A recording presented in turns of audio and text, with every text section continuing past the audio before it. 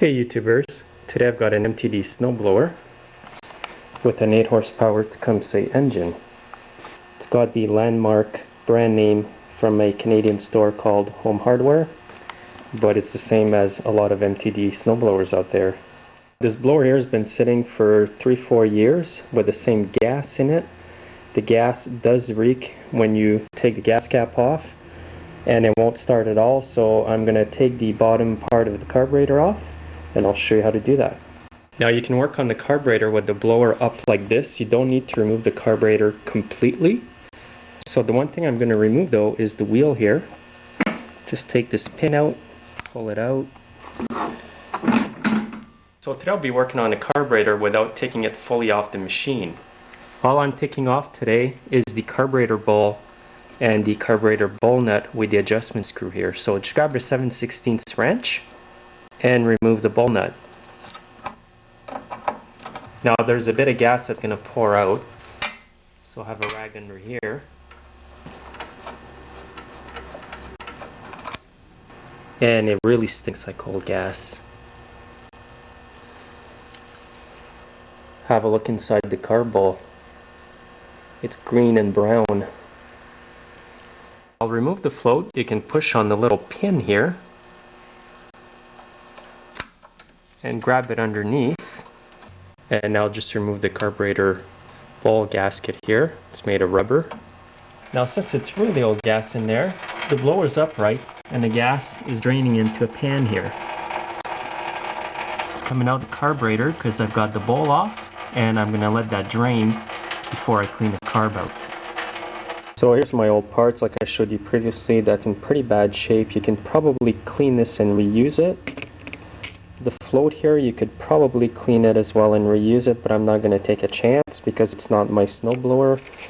And this needs to be replaced. The ball nut here needs to be cleaned because there's little passages in here that are clogged up. So what I'm going to do is I have a partial rebuild kit here, part number 631021B. This is what you get with it: the ball gasket, the seat, ball nut gasket, and the needle and the pin.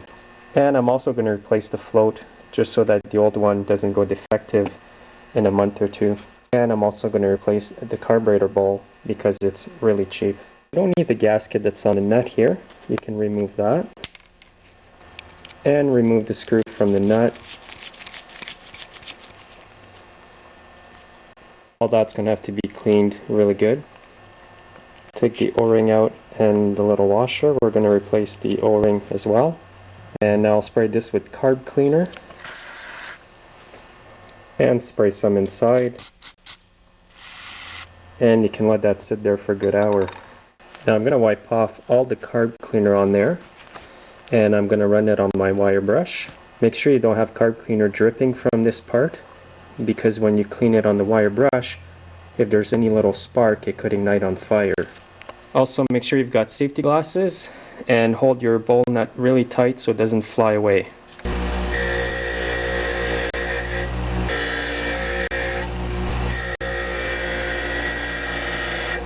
Now it's come out really clean on the wire brush. That's excellent. I'm just going to clean inside the hole here first. Just going to spray a bit more carb cleaner inside. Now I'm going to stuff a rag in there with a really small screwdriver and turn it like that.